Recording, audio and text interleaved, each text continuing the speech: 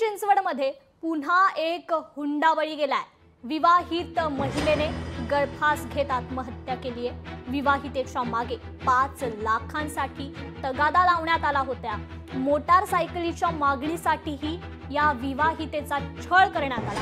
बोऱ्हाडेवाडीतील महिलेने आता त्यामुळे आत्महत्या केली आहे। पिंपरी चिंचवड शहरात पुन्हा एक वैष्णवी हुंडाबळीची शिकार ठरली आहे। दारुड्या पतीच्या हुंड्याच्या जाचाला कंटाळत किरण हिने आपल्या चिमुकल्या बाळाला पाठीमागे सोडत 17 जुलैच्या मध्यरात्री बोऱ्हाडेवाडी येथील एडी बॅडमिंटन अकादमी येथील आपल्या राहत्या घरात गळफास घेत आपलं जीवन संपवलंय। किरणने आत्महत्या करण्यापूर्वी तिचा पती आशिषने तिला बेदम अशी मारहाण केली होती असा आरोप आता तिच्या कुटुंबियांनी केला।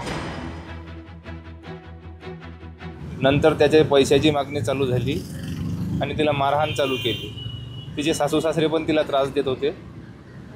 त्यामुळे तिने ते नकार दिल्यामुळे किंवा मी नाही मागत पैसे आता, त्यामुळे खूप तिला त्रास देणं चालू केला होता।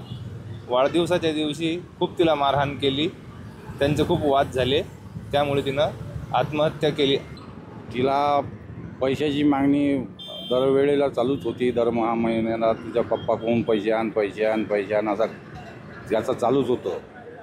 तर त्यामुळे ते त्रस्त झाली, मारहाण पण होती आणि शिवीगाळ पण देत होता, शारीरिक त्रास पण देत होता आणि त्यांनीच पण माझ्या मुलीला फाशी घ्यायला प्रवृत्त केली असं मला सांगू शकतो मी। लोकशाही मराठी ऐका, पहा, जागरूक रहा।